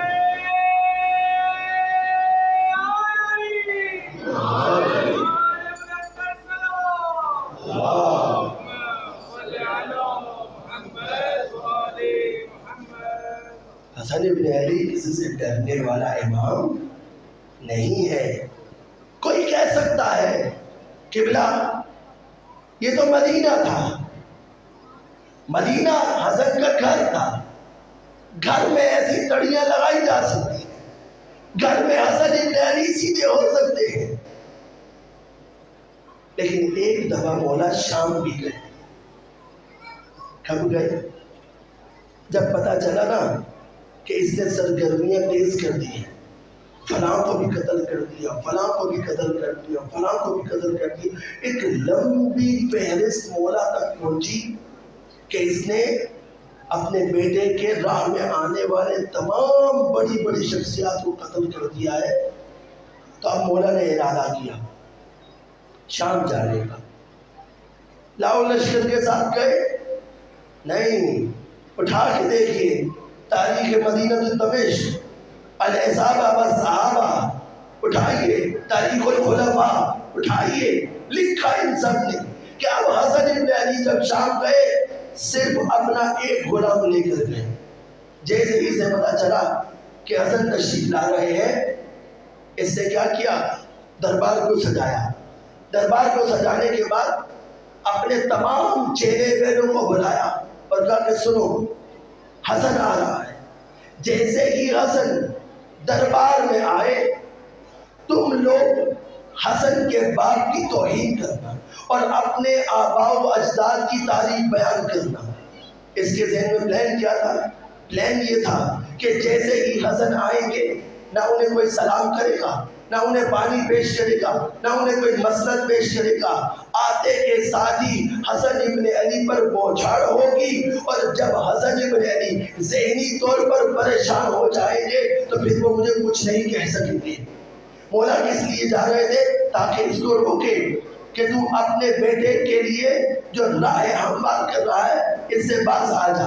اب جب مولا پہنچے حالانکہ تھکے ہوئے تھے، جیسے ہی دربار میں داخل ہوئے تو پری پلان سب کچھ موجود تھا۔ دربار میں داخل ہوئے، کسی نے سلام نہیں کیا، مسند کسی نے پیش نہیں کی۔ مولا کھڑے تھے، پاس میں ایک شخص نے کھڑے کہا اے حسن آپ تو وہ ہیں کہ آپ کا باپ یہودی کے باغ میں ملازمت کیا کرتا تھا، آپ کا باپ غریب لوگوں کے ساتھ بیٹھ کے کھانا کھایا کرتا تھا، مسجد میں بیٹھ کر قضاوت کیا کرتا تھا۔ آپ کا باپ تو بڑے چھوٹے لیول کا آدمی تھا، جبکہ میرا باپ فلاں تھا، میری ماں فلاں تھی، میرے پاس اتنے گھر، میرے پاس اتنے مربع زمین۔ ایک شخص نے کی، دوسرے نے کی، تیسرے نے کی، چوتھے نے کی، 10 افراد نے جب توہین کر لی، اب حسن ابن علی کے لب میں چنبش پیدا ہوئی۔ کہا سنو، اتفتخروا بہؤلاء آباء علیہ، کیا تم اپنے آباء و اجداد کے ذریعے حسن ابن علی پر افتخار کرتے ہو؟ سنو، حسن ابن علی وہ ہے، اگر میں یہاں بیٹھ کر اپنی ماں فاطمہ زہرا سے حوا تک کا تعارف کرواؤں، اگر میں یہاں بیٹھ کر اپنے باپ علی سے آدم تک کا تعارف کرواؤں تو تمہیں سننے میں وقت لگے گا، لیکن حسن یہاں بیٹھ کر اگر ان تمام فضائل کو گنوائے جو پروردگار نے حسن کو عطا کیے ہیں تو وقت ختم ہو جائے گا، حسن ابن علی کے فضائل ختم نہیں ہوں گے۔ نعرہ تکبیر، اللہ اکبر، نعرہ رسالت، یا رسول اللہ، نعرہ حیدری، لطف السلام، اللہ صلی اللہ محمد۔ حسن ابن علی کے فضائل ختم نہیں ہوں گے۔ اب رخ کیا حاکم شام کی طرف، کہا سن،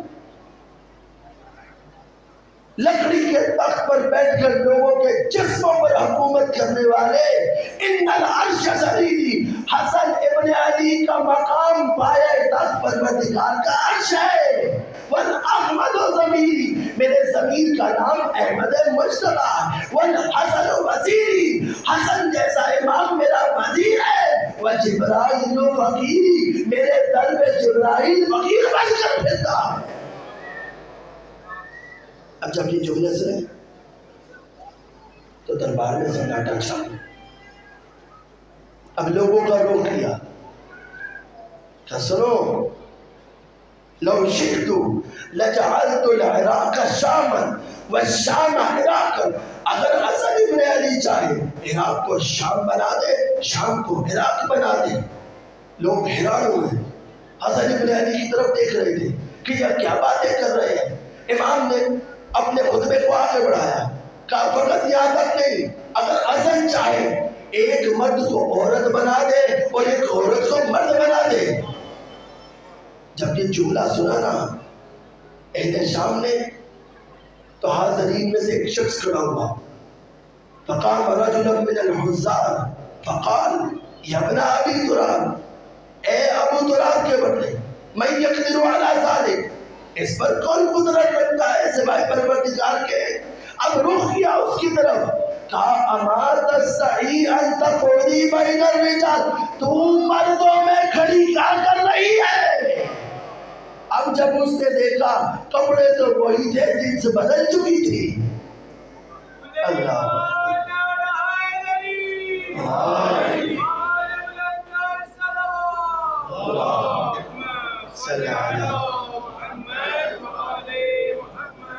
اب کیا کہوں، مردوں کے درمیان سے نکلی کہ نکلا۔ اب جب نکلی تو مولا نے آواز دی، سن، وہ جو تیرے گھر عورت ہے اس کا کیا بنے گا، اس کا کیا قصور ہے؟ اس نے کیا کہا تھا، من یقدر علی ذلک، حسن نے کیا کہا تھا، عورت کو چاہوں مرد بنا دوں، مرد کو چاہوں عورت بنا دوں، ایک ہی بار میں دونوں کام کر دیے علی کے نام نے۔ کہا سن، وہ جو تیرے گھر میں عورت ہے اب وہ عورت نہیں، تیرا شوہر ہے۔ اب تو پکا سب کو سامنے ہو گیا، اب کسی میں جرأت نہیں تھی کہ وہ کچھ کہتا۔ بعض اوقات ایسا ہوتا ہے، ہمارے استاد یہ مثال دیا کرتے تھے، کبھی کبھی سالن سے زیادہ دیگچی گرم ہو جاتی ہے۔ اس کی بغل میں مروان بیٹھا ہوا تھا، اس نے کہا اے حاکم، اگر حسن میری شان میں یہ گستاخی کرتا نا، خدا کی قسم میں حسن کا سر تن سے جدا کر دیتا۔ بس اب جلال آ گیا. اب رخ کیا مولا نے مروان کی طرف. کل تو حسن کو ہاتھ لگاتا, کل رات تیرے حجرے میں تیری زوجہ کے ساتھ جو شخص موجود تھا اس کا سر تو تو نے قلم نہیں کیا, اس کا سر تو تو نے قلم نہیں کیا. اس کے بعد مولا نے اسے کہا اگر تو اپنی بکواس بند نہیں کرے گا تو بتا کوئی تو لگا سی تجھے بھی کہوں کہ تو مرد سے عورت ہو جا. اب جب یہ سنا نا تو اب تو پکا سناٹا چھا گیا. اب کسی میں جرأت نہیں تھی کہ وہ آگے بڑھ کر حسن ابن علی پر کوئی حملہ کر سکتا. جیسے آپ ہماتن خرگوش ہو کے سن رہے ہیں ایسے ہی وہ ہماتن خرگوش ہو گئے تھے. درود پڑھے محمد وآل محمد.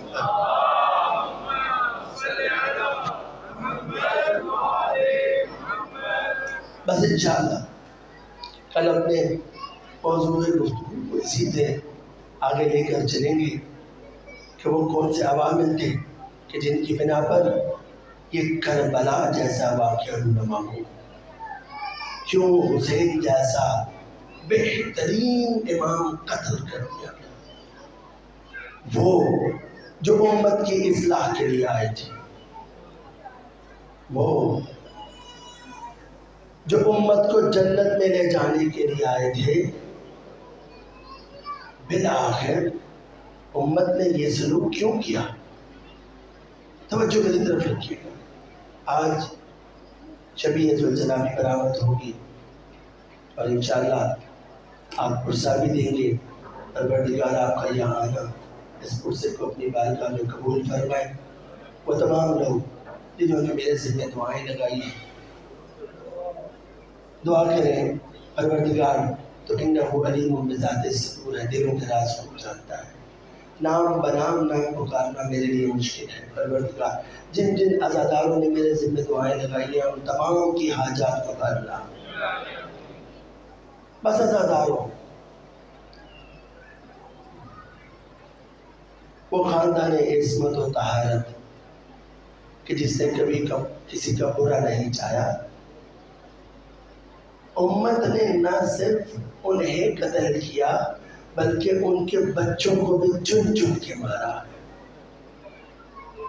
کل میں نے عرض کیا تھا, کوئی سوچ سکتا ہے کہ دشمن کی بیٹی ہو اور اسے کوئی تماچے لگائے؟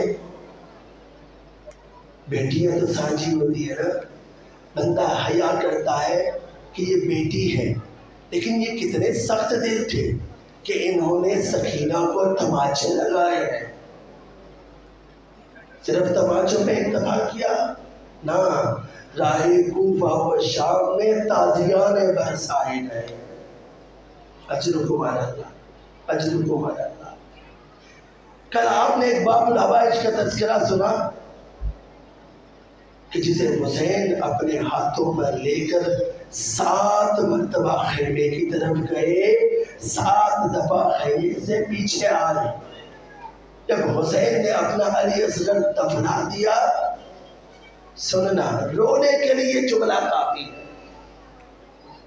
رونے کے لیے یہ جملہ کافی ہے کہ دشت کربلا میں زہرا کا لال اکیلا رہ گیا.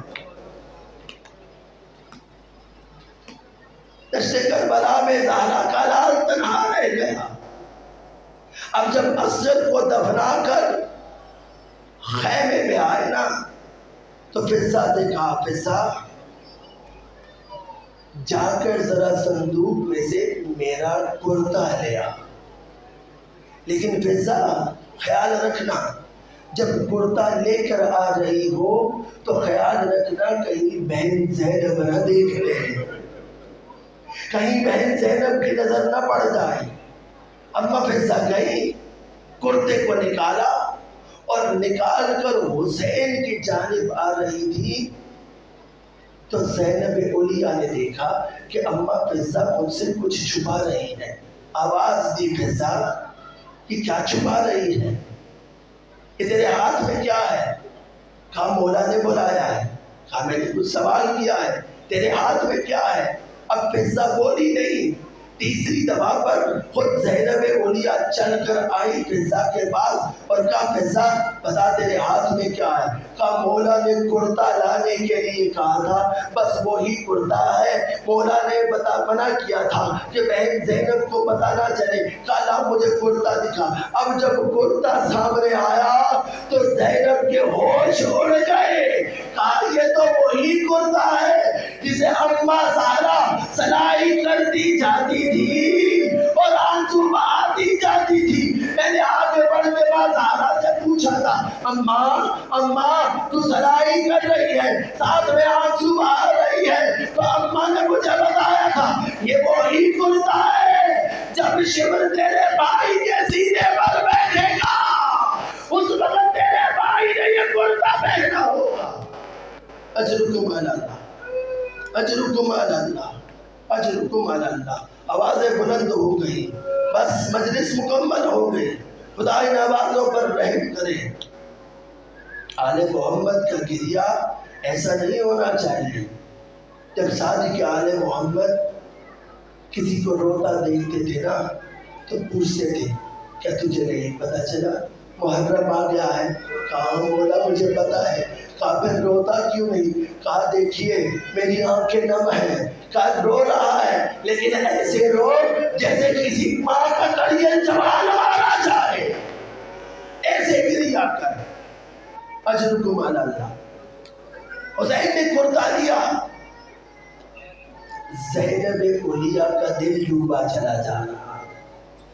3 رخصتیں ہیں جو ملتی ہیں مکتب کی کتابوں میں۔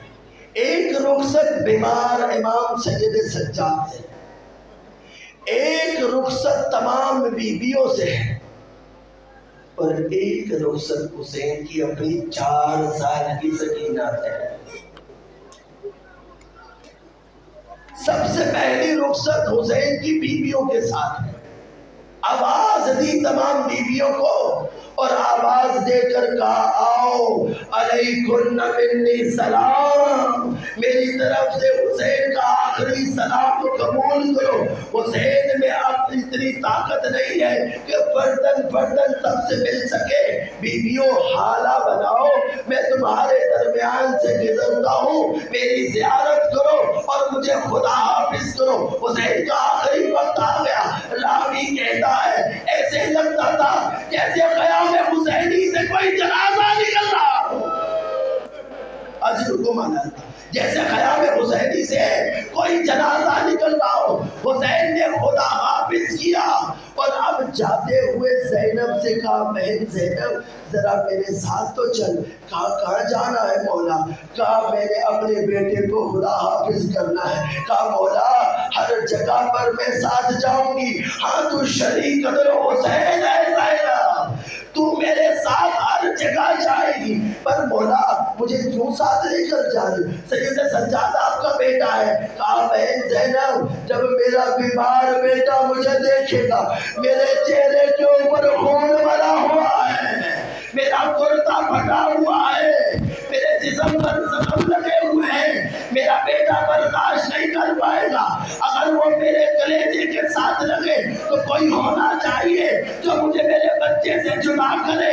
عجیب معاملہ ہے، یہاں پر حسین سے جدا کرنے کے لیے زینب ہے اور وہاں پر سکینہ کو حسین سے جدا کرنے کے لیے کبھی شمر تماشے مارتا ہے، کبھی شمر کوڑے مارتا ہے۔ اجرکم علی اللہ، اجرکم علی اللہ۔ بس آئے سید سجاد کے پاس اور ہلا کے پوچھا اے میرے بیٹا تیرا کیا حال ہے؟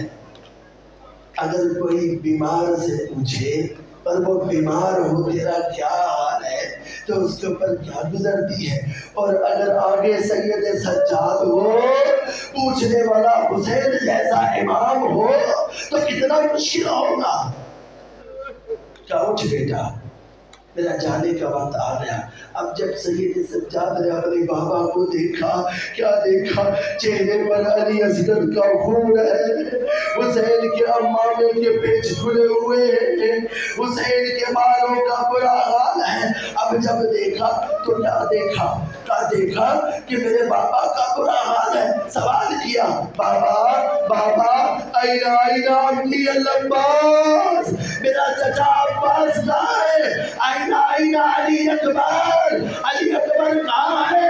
اینا اینا قاسم، قاسم کہاں ہے؟ روایت کہتی ہے کہ دو شخصیات ایسی ہیں، دو روایات ملتی ہے کہ اس کے بعد حسین ابن علی نے اپنے بیٹے سے کہا کہ بس بیٹے یہ سمجھ لے یا تو بچا ہے یا میں بچا ہوں. لیکن امام نے سوال کیا تھا؟ سوال کیا تھا کہ میرے اون محمد کہاں ہے؟ کہا وہ بھی چلے گئے. کہا سید سجاد سے امام ڈر رہے تھے کہ کہیں سید سجاد یہ نہ پوچھ لے کہ میرا بھائی علی اصغر کہاں ہے، میرا بھائی علی اصغر کہاں ہے. بس سپرد کیا اور نکلے ہیں اپنے بیٹے سے. اب حسین آئے زلجنا پر سوار ہونے کے لیے.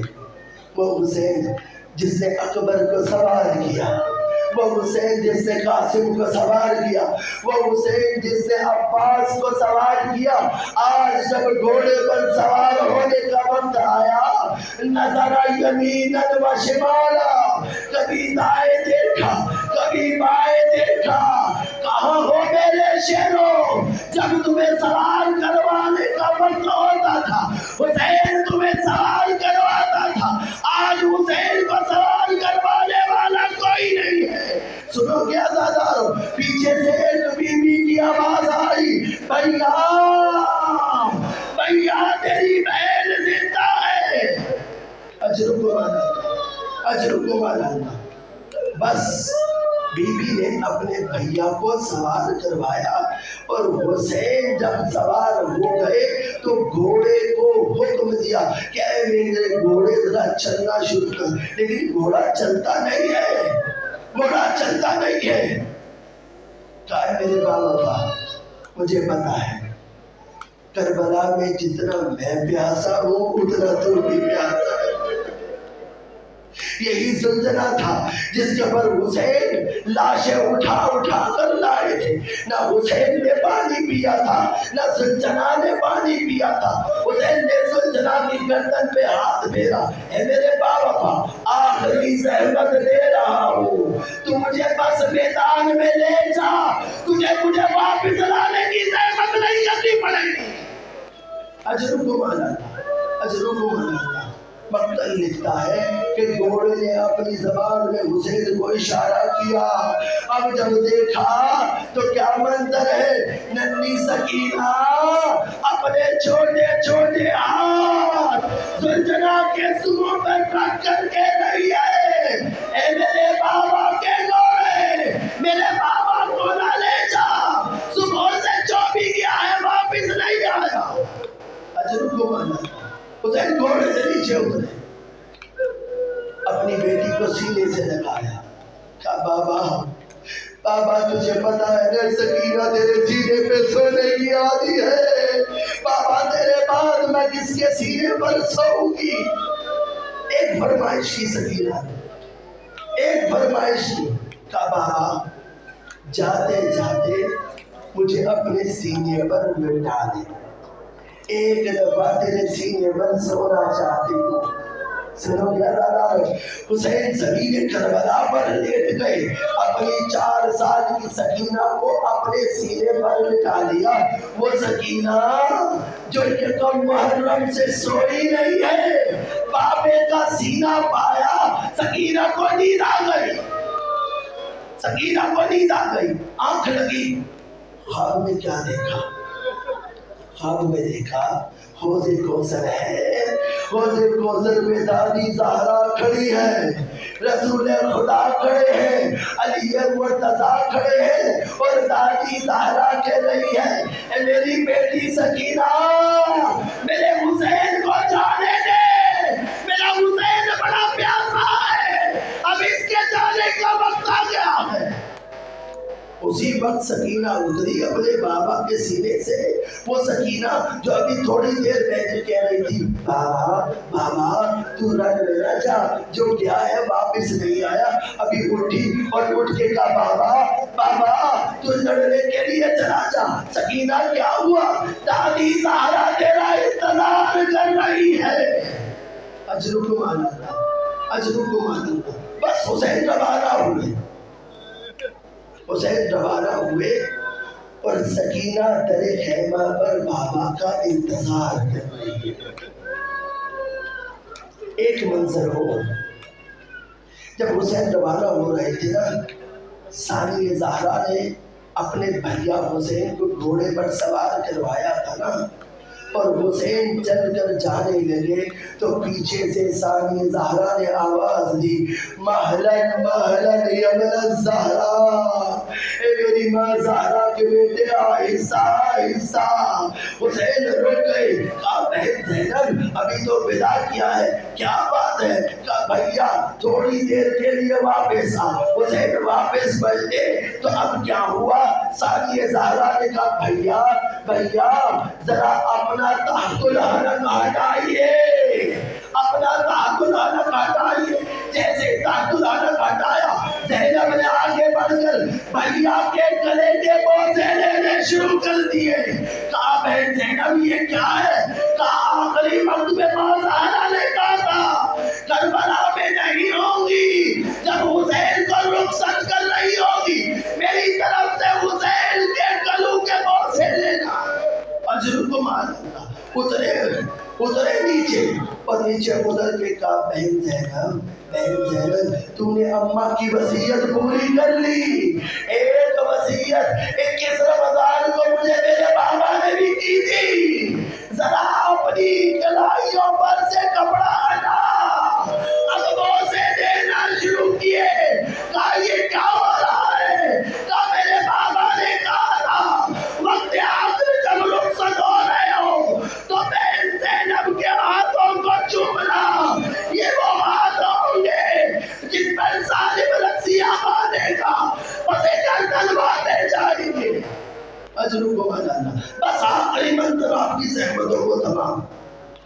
شہادت انشاءاللہ آپ لوگ سنیں گے 10 محرم کو۔ شہادت میں نہ بیان کر سکتا ہوں نہ مجھ میں ہمت ہے، صرف ایک منظر بیان کرنا چاہتا ہوں۔ جب حسین ابن علی لڑ رہے تھے نا، آواز پروردگار آئی یا ایتھا النفس المطمئنہ ارجعی الی ربک راضیۃ مرضیہ۔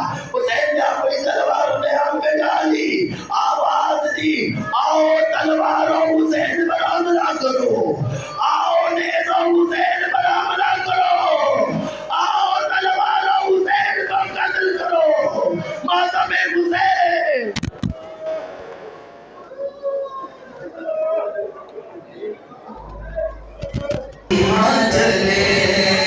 سلسلہ جاری رہے، ہم رہے یا نہ رہے، یہ عزاداری رہے، شمع سے شمع ہلکا بنائیں، بسم اللہ ماتم کریں، ہلکا بنائیں ذرا،